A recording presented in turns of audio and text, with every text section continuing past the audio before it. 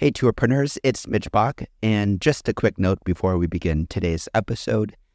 Tourpreneur is currently sponsored by Google. We're thankful for their support of our community, and we are offering with them a completely free course helping you unlock the power and potential of Google's Things to Do program, which is specifically helping tour operators add their tours to Google in new ways that gives you new exposure and more direct bookings. To learn more, go to tourpreneur.com/Google. And as always, show notes, more resources, links to our newsletter, our business coaching community, and so much more are available on tourpreneur.com. Now to the episode. Today's episode is brought to you by Checkfront, the booking platform trusted by over 5,000 tour and activity operators around the world. You can start your own free 21-day trial over at checkfront.com.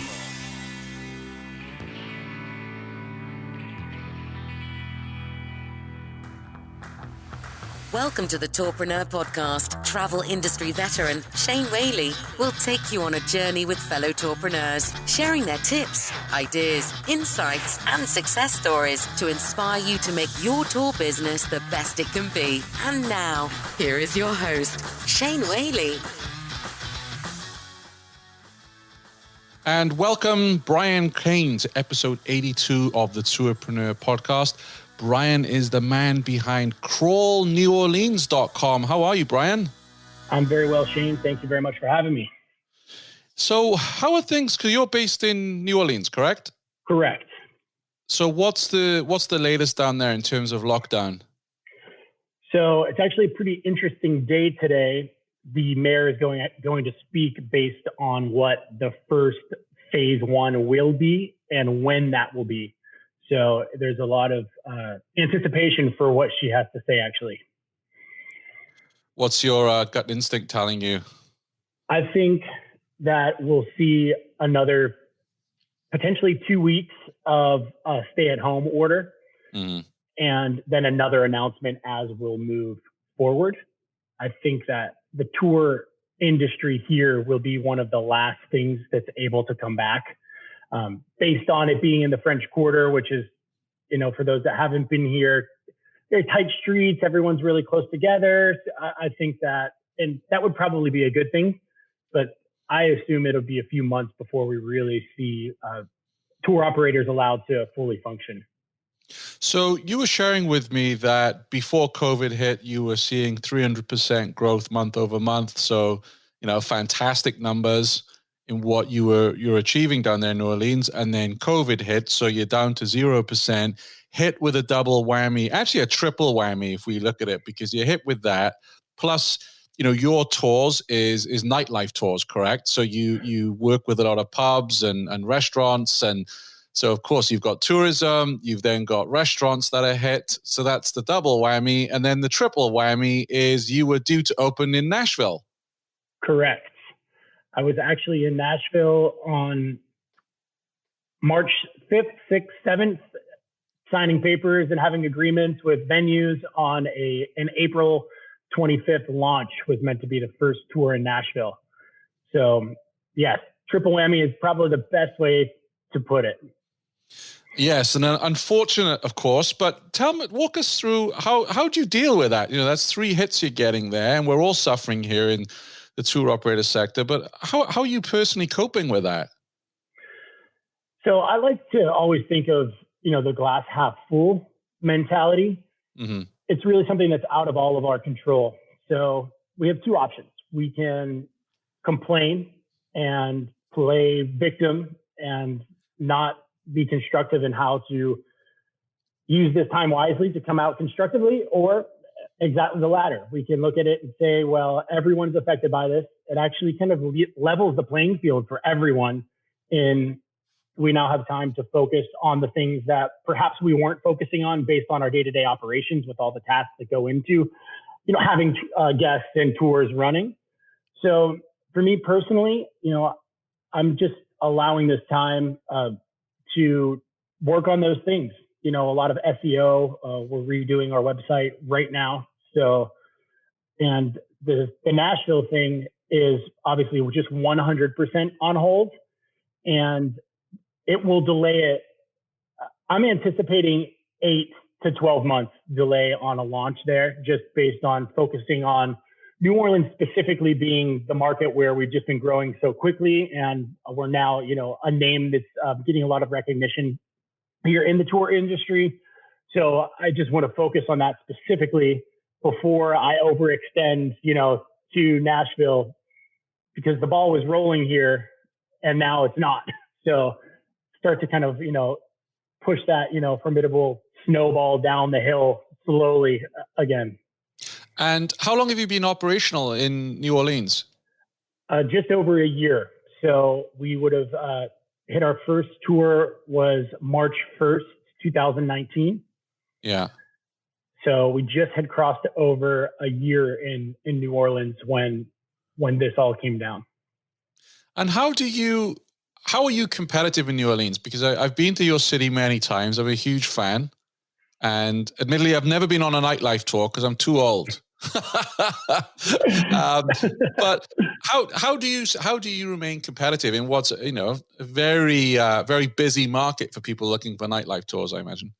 For a number of reasons. One, small tangent. I've been in this space for a decade. I started working for someone that ran nightlife tours in Las Vegas in the beginning of 2011. And then from there, I kind of watched the scale of that company go all over the world. So I worked in Ibiza, Spain, Miami, San Diego, London, England, Australia. So I've kind of seen the evolution of this type of tour specifically.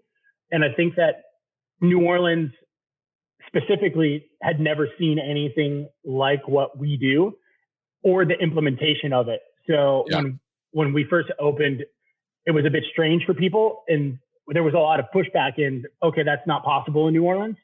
And then just my dedication and trust in the process, I think, is what allowed us to excel. We do really well with social media marketing, because specifically to touch on what you said, you've never really done a nightlife tour based on your age. Yes. And I think that in New Orleans, a lot of tour companies market specifically to 40 plus, where I specifically target to 35 and under.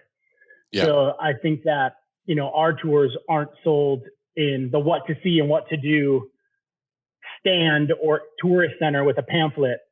Most of our bookings come from someone saw our video or an Instagram story or an advert in that space, and then kind of purchased based on that. Yeah, I understand. And I would love to invite you back on the show once we're out of this mess and, deep dive into your business, because I think you've got a lot of knowledge to share there, especially from your travels around the world. I guess a question I would have for you, Brian, is when we get into, so hopefully things will open up in the next couple of weeks for you in New Orleans. How will you go about reassuring nervous travelers? Because obviously you're not an outside walking tour or something that's outdoors where you can social distance or physical distance, quite easy. Some of the venues that you're taking people into are probably smaller bars and restaurants and nightclubs, etc. So I imagine that you're going to have to do quite a lot of reassuring. Absolutely. So we do actually have tours that exist outside in addition to we're well known for, our party tours, pub crawl, club crawl. But we have two different haunted tours that we run, and that's what we'll test the market with specifically when we're able to run tours and start to implement little things with, the tour community here is really hands-on, and we obviously have, a Facebook group similar to Tourpreneur group where we talk about, pods of people who are quarantining together and keeping distance from pod to pod while we're outside. I think the implementation of that will be a test as to how any tour company in this market will move forward. The pub tour, the food tour that we do, and then the nightclub tour, I think that we're months away from realistically being able to do tours that aren't private. Yeah. For those, just based on exactly what you said, some of these bars and pubs are quite small. So the social distancing in there, I'm curious to see what the regulations will be coming down from our governor and our mayor on how they will even be able to operate on their own without a company like us, coming into their venue. Yeah, it's impossible for me to imagine Bourbon Street with people social distancing. It just doesn't. It seems like it's not in the cards. Our biggest win we felt with CheckFront is customers being able to book online and not have to make that phone call to us, and they can just navigate our website, go through your interface, and just book directly with us. Once we get into it and once they see all the system can do, it's quite funny because you kind of see a world open behind them before them, and they're like, oh my God, and I can send emails and I can manage how many people come and I can check them in. I'd recommend using CheckFront because it's simple, it's straightforward, it's easy to use, and most importantly, there are never any problems. And I do wonder, and again, there's no data, it's way too early for this, but with your demographic being younger, my feeling is, and it's just opinion, is that the younger, so millennials up, won't be as bothered about this. And I think they will be more resilient and they will travel and they'll want to experience things. Maybe people 45 plus will have concerns, but I feel your demographic are going to be those who will throw caution to the wind a bit. I agree. I've thought a lot about that specifically I think that the probably 24 to 30 age range, I think will be the first to kind of really jump back into travel. Based on income, I think that 24 is that break where people kind of have a little bit more disposable income to take a trip. And additionally, I think they'll be ready to test the waters. Mm-hmm. My concern and small fear is getting into this too quickly and then having the relapse and having things shut down again. Right. So I'm okay with allowing this to last till the end of July or into August to make sure that we don't have another wave that will really cause fear in, I think, everyone in traveling potentially for a long time afterwards. Yeah, you're a wise man. And I try not to get political on the show, but when you see some of the protesters right now, and here in Vermont, our governor is being slaughtered by a certain section of the population who are demanding he opens everything back up. But I'm like, come on, we're all hurting. We all want to get back to normal, but this has to be done in a conservative, measured, with a small c, measured way. I completely agree. To touch on that, our governor is being a little bit more proactive with allowing things to open. Mm-hmm. And our mayor specifically went against what he said and said, we're not going to do that in Orleans Parish. And so the governor spoke yesterday about rolling out phase 1 this coming Friday. And our mayor, like I spoke on earlier, we'll talk today about it, what Orleans Parish will do. I like the idea that she's being very cautious about it because this will be a hot spot as it once was, thanks to Mardi Gras and St. Patrick's Day and all of that. I would rather us wait so that the numbers here don't explode and put that fear back in people. So I'm being very, very patient with it. And I think that it's a good move to be so cautious. I agree. I understand you are offering free virtual tours. We are, yes. So we're doing them on Sunday night via our Facebook page, which is facebook.com/Crawl New Orleans. And it's a live tour. However, there's like stock footage. So we have like drone footage and we've had someone walk the actual route that we do. And then a bit of like a presentation and slideshow as well, in addition to that. So, our guide is doing free tours. They're about 30 minutes long. He tries to do 2 ghost stories each week, which are different each week to kind of encourage listeners to potentially come back. And we want to do them short because we know there's a lot of entertainment options right now. So I think getting someone's attention for 45 minutes to an hour right now is really difficult. Yeah. So I think it's really cool. And I mean, I guess I would say that as, the owner of the company, but it's live. So anyone that types in a question, he's answering questions and he's acknowledging who's in the room. But it isn't just looking at someone talking about a story and no context, so it does actually let you feel like you're in New Orleans, and it's not a YouTube video that you could rewatch over and over. There is a bit of interaction in it. So yeah, every Sunday night, it's just, I think, a cool way to keep the brand active in a time like this. And I have no plans of it ever being like a pay. Like no one would pay for it. Why is that? Why wouldn't you charge for it? I think that virtual tours, right, unless they're $1, $2, or I just think that there's so many free entertainment options right now that it would be really hard pressed to get people to pay for it. Mm-hmm. Also, and I'm not trying to say anything bad about the people who are trying to do that. I just think that you're competing now with everything on the internet. So now Netflix is your competitor. You're not competing with the other tour company down the street or this. So I would rather provide value and something really cool for people in a time like this. And perhaps they like the guide, or they like the story, or maybe the video editing that went in it. And they're more likely to tell someone about it who might purchase our tour down the road. I think that's smart, and I agree with you. I went on the Walks Pompeii tour, and the tour guide was phenomenal. Like, absolutely so passionate about Pompeii and the history and the town. And if ever I'm in that part of the world, I would totally want to have that tour guide in that company. And all right, I did pay $10 for the tour because I wanted to help that company out. But that's the thing. We work in the industry. We're more inclined to support this. If I was a member of the public, I probably wouldn't. It's exactly that. So I've now taken 2 Airbnb experiences, online virtual experiences, what they're calling them. And they were both really cool. And yes, I paid for them. But I think that's, it's like going to see, your friend at the pub, right? Where you'd rather go there and just support the industry itself versus, our first tour did really well. All of my family and former coworkers and everyone wanted to see it. And that's cool, but I don't know how many would have actually paid for it.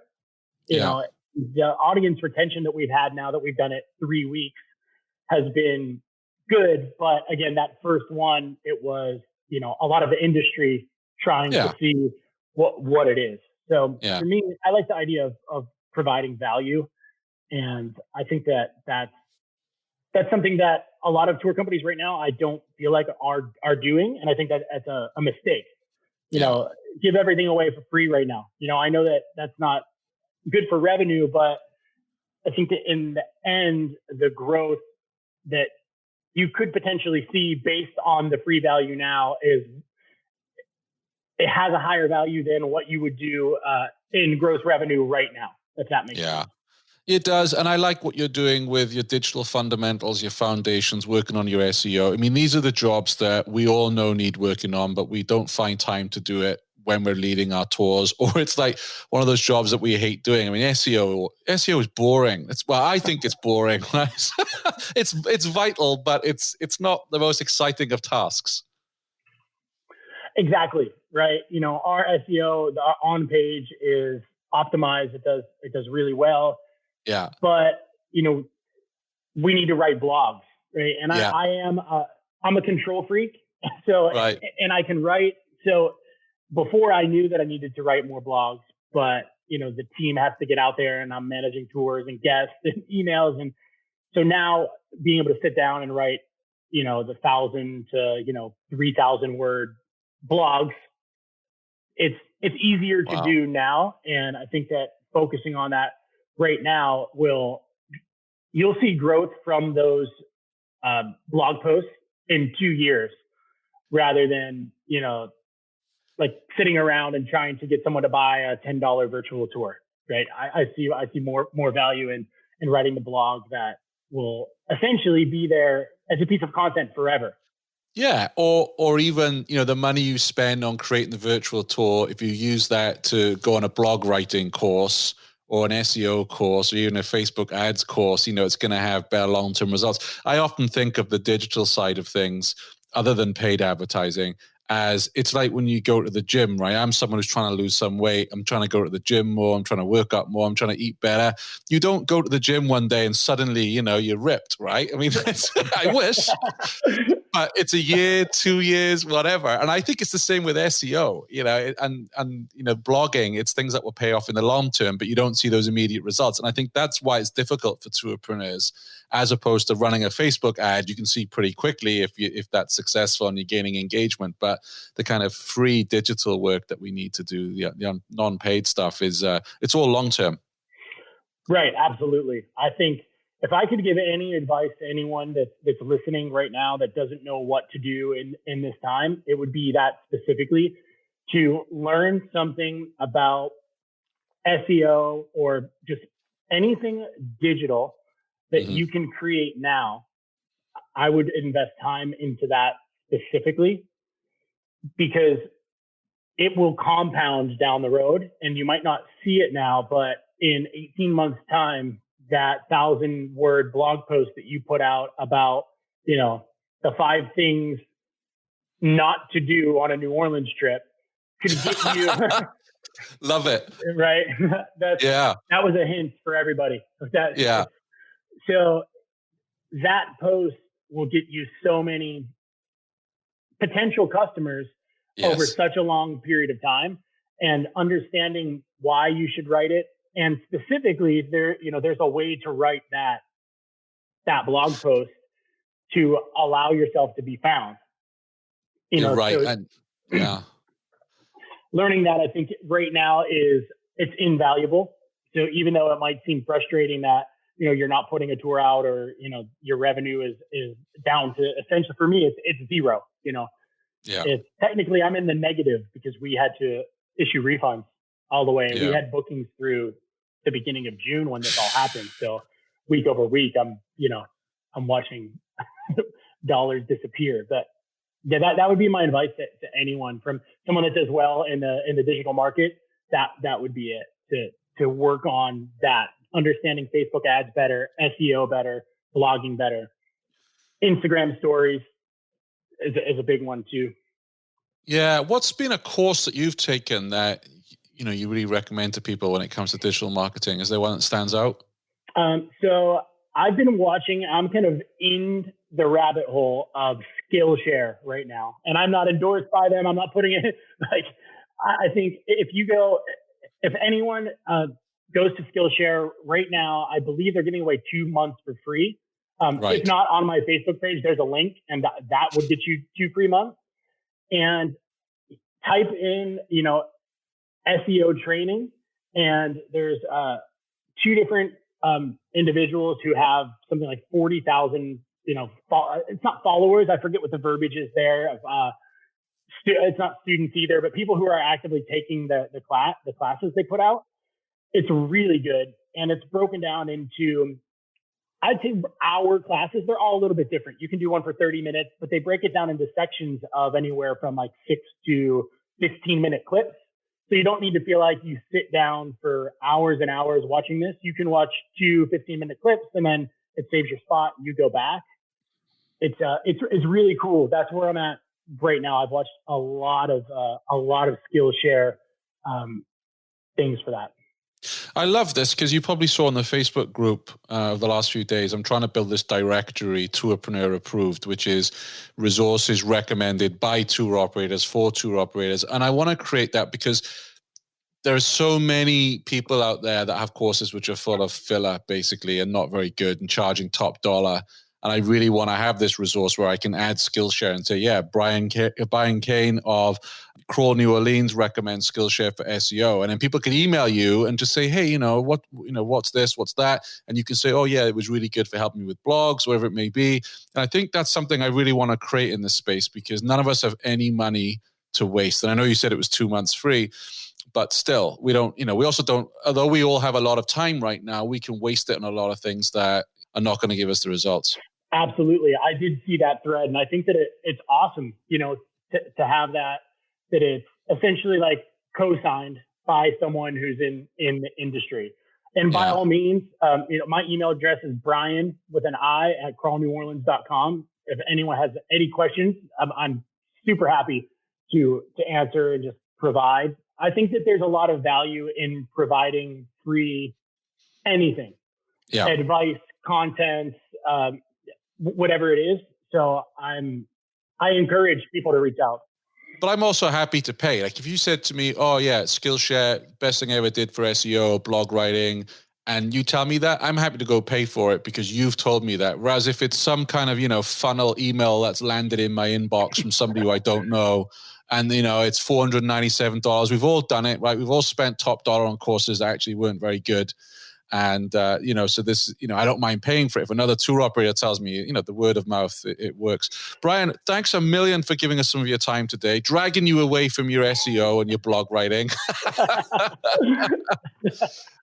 And I'd love to invite you back on. I really want to hear more about your story of your travels around the world working in this sphere. And also you were telling me you're a touring musician. So I'm really excited to learn how all those experiences are helping you build your business. Well, Shane, thank you very much. It's been a pleasure.